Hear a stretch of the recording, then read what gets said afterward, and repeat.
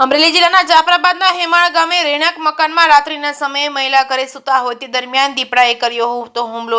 ઈજાગ્રસ્ત મહિલાને Rajula civil hospital ખાતે ખસેડવામાં આવ્યા હતા। જાફરાબાદના હેમાળ ગામે રહેણાંક મકાનમાં મહિલા ઘરની ઓસરીમાં સૂતા હોય તે દરમિયાન દીપડાએ હુમલો કર્યો હતો। મહિલા ઘરની ઓસરીમાં સૂતા હોય તે દરમિયાન દીપડાએ હુમલો કરતા જ મહિલા રાડારાડ કરતા દીપડો નાસી છૂટ્યો હતો।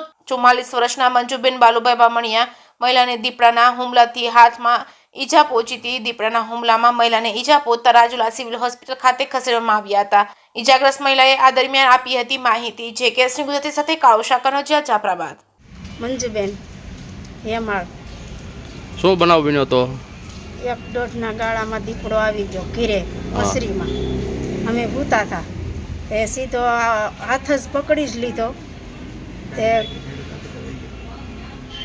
હાથ પકડ્યો તે અમે વગા રાડે નાખીને મેલાવ્યો।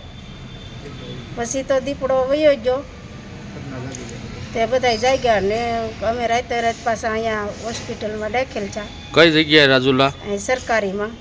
હા હા, એટલે અહીં સારવાર કરી તમારે? સારવાર કરી અનીસર માર્યા। બરોબર છે। અગાઉ ક્યારે આવેલો દીપડો જનાવર કે કોઈ જોવા? હવે આ નેવડીમાં અવર જવર તો જાતો આવતો ખરો જ, પણ તમે જંગલ ખાતામાં ક્યારે જાણ કરી હતી? હા હા, શું કીધું તું? અમે તો વારે ખેરે કહેતા જ પણ કઈ કોઈ ધ્યાન દે નહીં।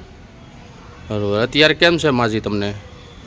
અટાણે તો સારું તો છે પણ અટાણે લવકારાના દુખાવો તો થાય જ।